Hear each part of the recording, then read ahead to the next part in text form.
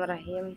Bu Usma, bolehkah saya meminta waktunya? Saya mau bercerita tentang apa yang saya alami tadi ketika saya melaksanakan supervisi dengan pengawas. Oh, Ibu Sumbawati, apa yang mau Ibu ceritakan tentang kejadian tadi? Jadi begini Bu, saya tadi kan mendapat teguran dari kepala sekolah yang menerima laporan dari pengawas sekolah. Katanya saat saya disupervisi, saya mengajar bahwa yang melakukan supervisi itu tampak keberatan Bapak pengawasnya. Karena saya mengajar tanpa buku teks. Saya mengajar dengan memanfaatkan sumber-sumber lainnya seperti video dan berbagai referensi dari internet gitu Bu. Jadi Bapak pengawas itu agak tersinggung dengan apa yang telah saya sampaikan dan alasan saya kenapa saya tidak memakai buku teks begitu Bu. Oh begitu Bu Sinawati. Kira-kira hambatan apa yang menyebabkan Ibu Sinawati itu tidak menggunakan buku teks? Saya sudah terbiasa mengajar dengan cara tersebut dan materi yang saya ajarkan sudah cukup saya kuasai begitu Bu. Oh, apa sih kelebihan yang dirasakan Ibu saat menggunakan buku teks? Saya merasa nyaman, kemudian saya merasa bebas dalam menyampaikan materi dan hal tersebut sebagai implementasi saya dari Merdeka Mengajar begitu Bu Usma. Oh begitu. Kalau boleh saya tahu ya Ibu Sumbawati, pada saat Ibu mengajar itu menggunakan sumber belajar apa ya? Yang seperti yang saya jelaskan tadi Bu, saya menggunakan sumber belajar dari internet, terus seperti video-video dan juga saya referensi melalui YouTube. Jadi menurut Ibu Sumbawati, apakah menggunakan buku teks dapat menghambat eksplorasi terhadap murid? Kalau menurut saya ya Bu ya, itu sebenarnya penggunaan buku teks tidak akan menghambat eksplorasi murid, bahkan bisa jadi memperkaya referensi murid dalam mengeksplorasi materi. Ya mungkin karena tadi itu Bu, saya sudah nyaman dengan pembelajaran yang melalui internet, YouTube, karena menurut saya itu membuat peserta didik atau murid itu lebih bersemangat, terus mereka lebih kan ada contoh-contoh gambar-gambar dari dari YouTube tersebut begitu Bu, langsung ada ini loh Nak contohnya seperti itu Bu. Iya. Kayaknya sih saya setuju dengan Ibu Sumbawati. Semua bisa kita jadikan sumber belajar ya Bu ya. Semakin banyak sumber belajar yang kita gunakan, akhirnya pembelajaran kita semakin baik. Nah, jadi kalau begitu sekarang rencana Ibu Sumbawati untuk menyelesaikan masalah ini bagaimana? Rencana saya yang pertama, saya akan menghadap ke kepala sekolah terlebih dahulu untuk menyampaikan permohonan maaf karena saya telah membuat kepala sekolah kecewa dan pengawas kecewa.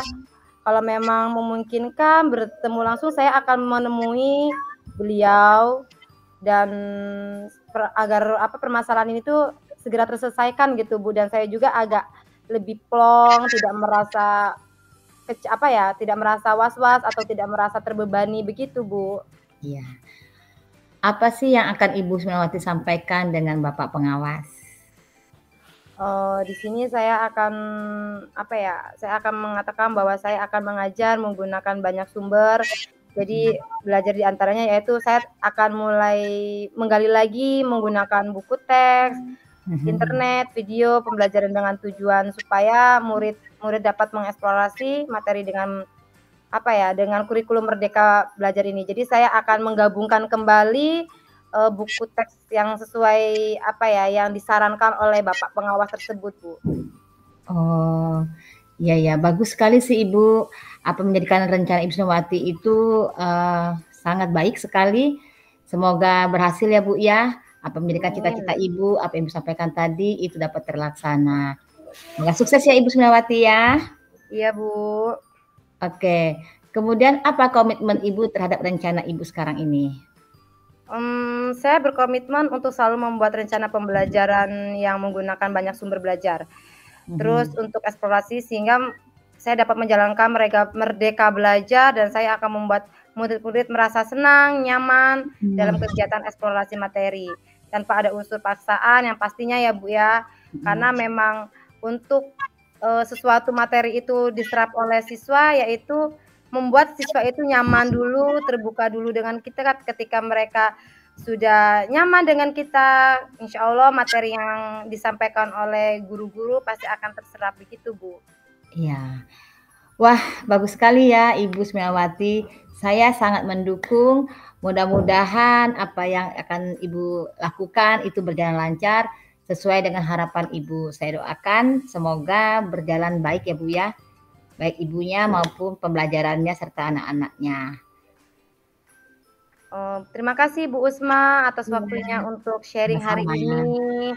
Mudah-mudahan kita bisa sharing lagi ya Bu ya, jangan bosan-bosan kalau saya Wah, ngajak sharing apalagi kayak di jam-jam istirahat atau mhm. kalau memang tidak bisa bertemu, mohon kesediaannya jika saya ingin sharing dengan Bu Usma melalui telepon atau WA atau video call karena, saya ingin berbagilah Ya, supaya permasalahan itu cepat selesai begitu Bu ya. Usma. Ya, sama-sama Bu Sumiawati, saya juga senang kok dapat bisa berbagi cerita dengan Bu Sumiawati. Semoga, selama kita menjadi belajar bersama ya, namanya kita lagi belajar, insya Mhm, Allah ke depannya kita akan menjadi lebih baik lagi. Mari iya. Sumiawati, Terima kasih Bu Usma. mari, ya.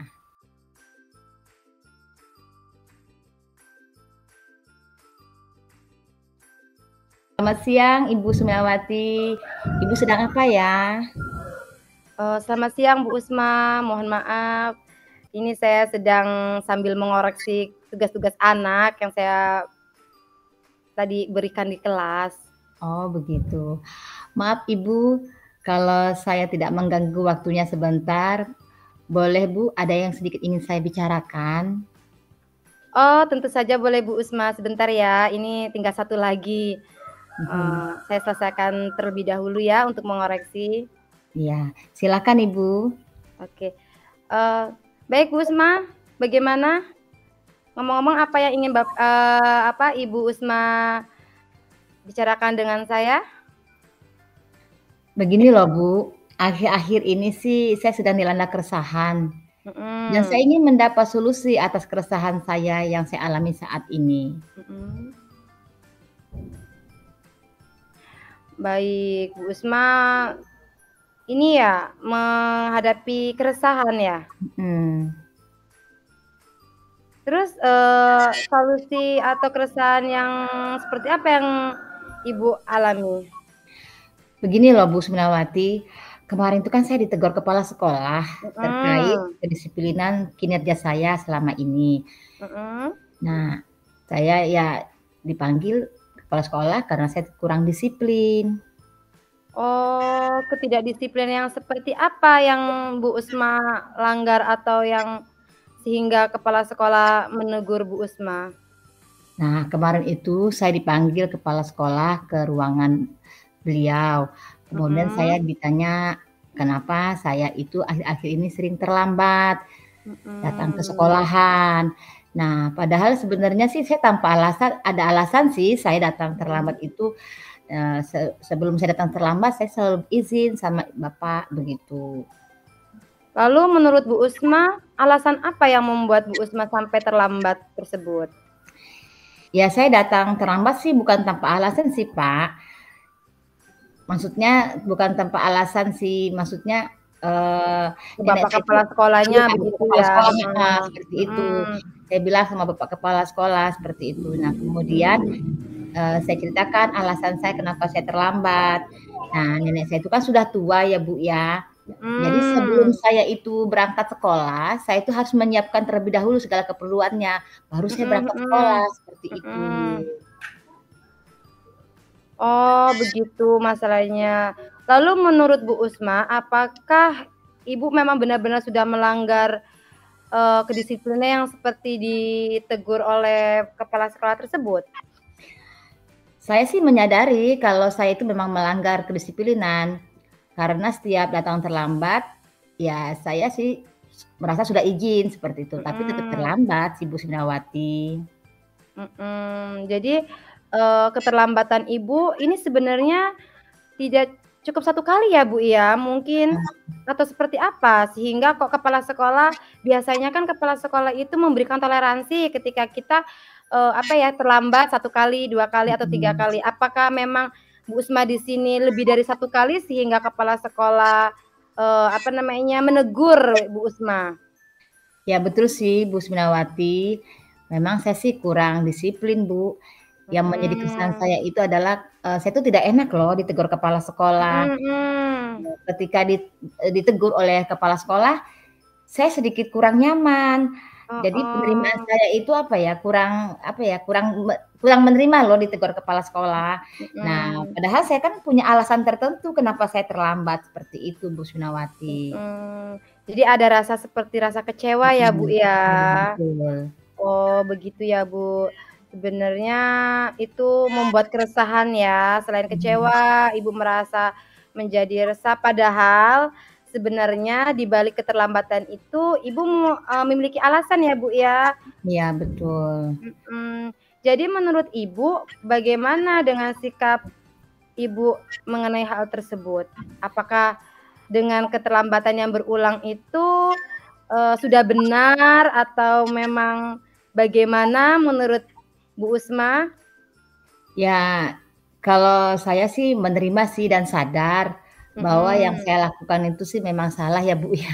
iya, Tapi karena kemarin sih memang iya, heeh, heeh, tapi kedisiplinan saya itu ini ya, iya, Bu, ya, bener, mhm, tapi saya sedikit terbawa emosi saja karena saya bingung heeh heeh, apa yang saya lakukan gitu kan. Di lain mhm, pihak saya itu pengennya sih tidak terlambat, tetapi di lain mhm, pihak saya itu, punya satu tugas kewajiban yaitu untuk mhm, menjaga nenek saya, merawat nenek saya, seperti itu loh, Ibu.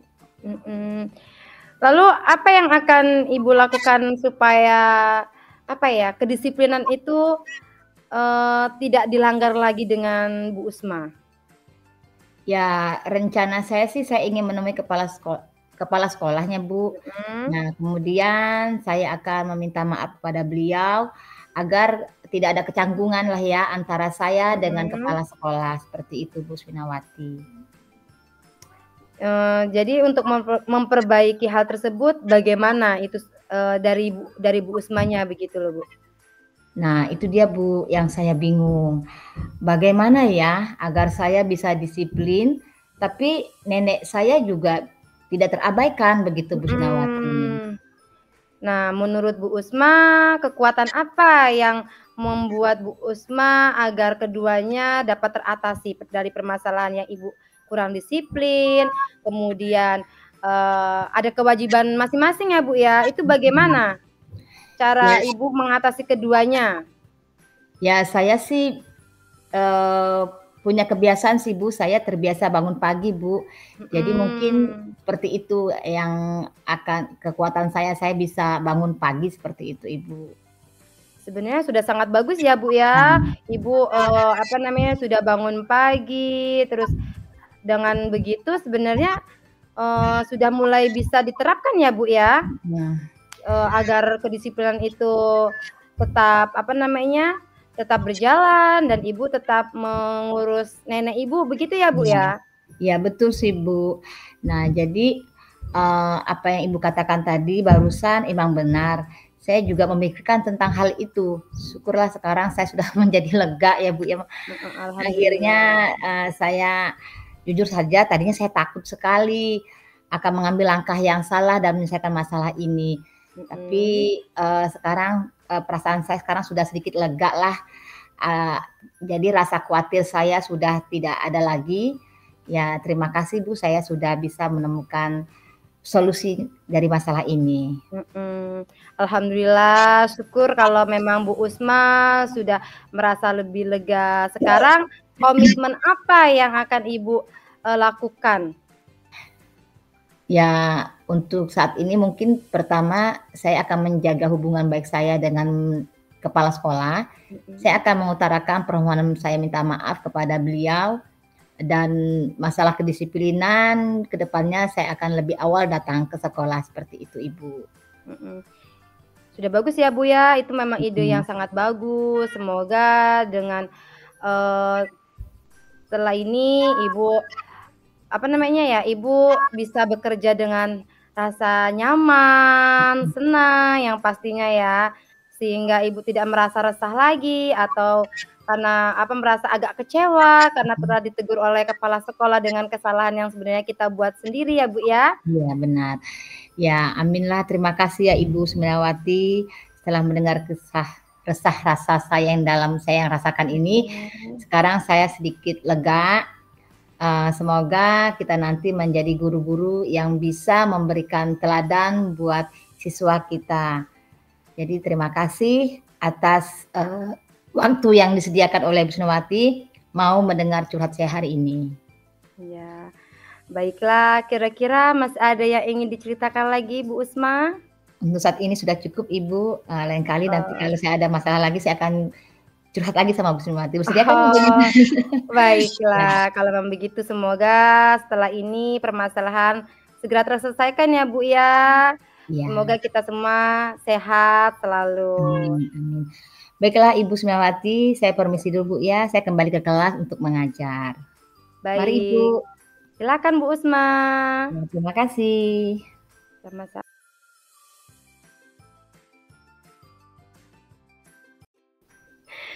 Oke, terima kasih Bu Usma.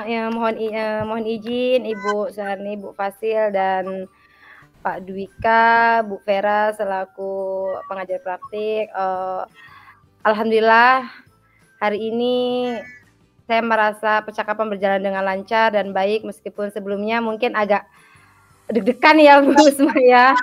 Agak deg-degan tapi alhamdulillah semuanya berjalan dengan lancar. Coach atau coaching cukup terbuka untuk berbagi pengalaman dan pemikiran, tidak ada rasa was-was lagi. Kami rasakan kami berdua, saya ya terutama saya kepada Bu Usma, saya merasa nyaman, terus Bu Usma juga nyambung dengan saya juga cukup mampu untuk mendengarkan dan memahami apa yang telah disampaikan atau diceritakan. Kemudian yang kedua, saya yang pasti untuk kegiatan yang perlu diperbaiki yaitu saya masih perlu meningkatkan kemampuan saya untuk mengajukan pertanyaan yang pastinya, terus lebih mendorong coach untuk berpikir lebih kritis, dan saya harus lebih fokus untuk mendengarkan umpan balik dari coach. Yang ketiga, apa yang Bapak Ibu lakukan itu sebelum melakukan coaching seharusnya saya meluangkan waktu dulu yang pasti ya Bu Usma. Kita kemarin sudah melakukan meluangkan waktu ya melalui WA sehingga kita hari ini berdialog berjalan dengan lancar. Yang pasti saya masih harus belajar sih yang pasti. Karena memang masih banyak tahapan-tahapan yang mungkin tanpa disadari masih terlewat begitu. Sekarang silakan ke Bu Usma. Oke. Baiklah, refleksi diri setelah saya melakukan coaching tadi. Saya mohon izin Ibu Fasilitator, Bu Suharni dan Ibu Vera Mita sebagai pengajar praktik dan Pak Dwika sebagai pengajar praktik. Yang saat menjalani coaching tersebut dalam percakapan tadi alhamdulillah berjalan sesuai dengan jalurnya, artinya yang kami lakukan sesuai dengan model Tirta, jadi terarah, mencakup semuanya. Kemudian yang masih perlu diperbaiki ya mungkin karena ini adalah sifatnya coaching, jadi masih ada sedikit kegugupan, keraguan dan ya masih karena mungkin direkam kali. Jadi kita masih sedikit agak grogi saja kan begitu. Mungkin kalau prakteknya di lapangan mungkin insya Allah karena sudah pengalaman dari sekarang mudah-mudahan itu akan menjadi lebih baik lagi seperti itu. Kemudian kondisi sebelum dan sesudah coaching sebelumnya sebenarnya kita tadi masih meraba ya Bu Suminawati ya, kita masih meraba seperti apa sih coaching ini, apakah nanti kita akan keluar dari jalurnya, apakah kita akan nanti tidak bisa melakukan antara coach dan coachee, tetapi dalam pelaksanaannya ternyata semua berjalan dengan lancar, coach bisa membawakan dirinya seperti apa dan coachee juga sama bisa membawakan dirinya seperti apa. Itu yang saya dan Ibu Suminawati alami pada saat kami melakukan coaching.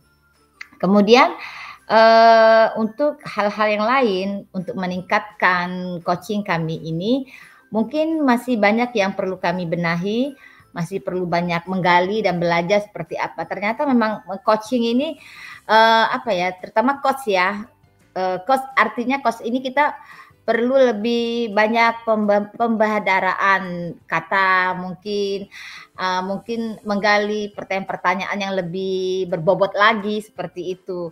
Nah, itu yang harus kita lebih banyak kita kaji. Kemudian ya kita bisa menarik atau menggali potensi yang ada dalam si coachee tersebut. Nah, itu yang harus apa ya bahasanya yang harus kita miliki seperti itu. Miliki yang masih kita pelajari gitu lah ya.